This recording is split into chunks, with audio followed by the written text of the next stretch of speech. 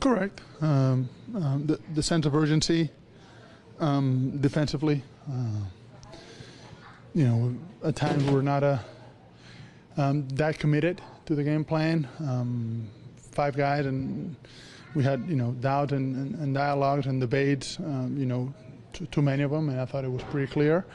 And then finishing possession with rebounds. The times that we got stops, we couldn't finish them, and it came back at the end and bite us. So in terms of the focus, the communication, is that just something that's going to come here with time, more reps now that you guys are? Definitely through communication, watching film, and being honest with one another, and always with communication is a two-way street. It's who's saying it, and you got to take it and learn from it. The 3-point defense over the last couple games, is that just a matter of teams getting hot, hitting their shots, or is there something that you guys could or should be doing differently in terms of closing it out of 3-point defense? Yeah, it's a little result-based. Sometimes you try to take something away, you're going to give up something else, and you got to give credit to those other guys too. They made some shots. I mean,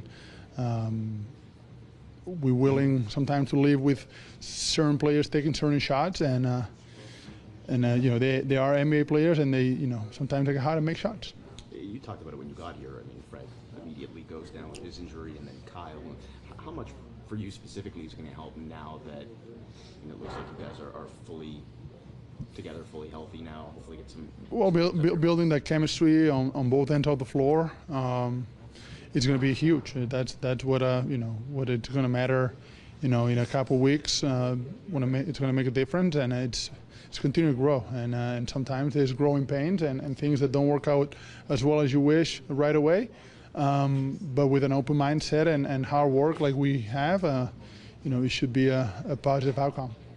You've got times you guys guilty of sort of letting up against teams. I mean, like you guys came out so hot, it was like you're on blow up, and all of a sudden. We did. I think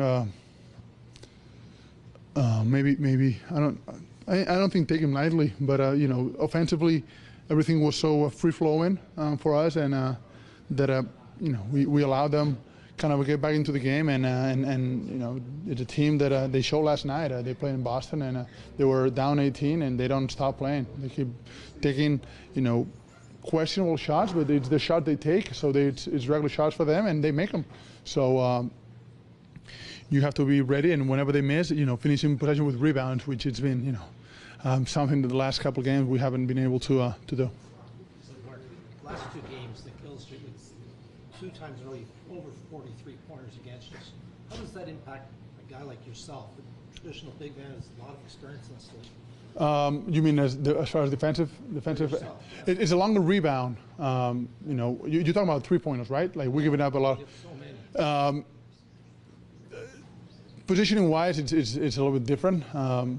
You tend to be more spread out on the floor, so you're recovering to different positions. The ball is normally over your head, and you gotta sprint from the strong side to the weak side, and then find the big that is rolling down and trying to box them out. It's potentially more than often than not going to be a long rebound.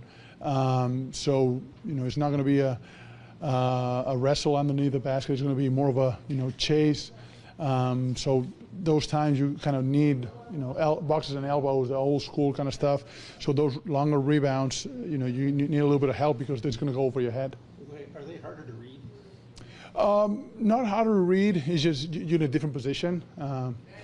So harder to get because it's longer, and normally you try to stay between, rule of thumb, you try to stay between your man and the basket, and those longer rebounds are hard, and the guys are tapping it out, and everybody's spread out, and so positioning is a little bit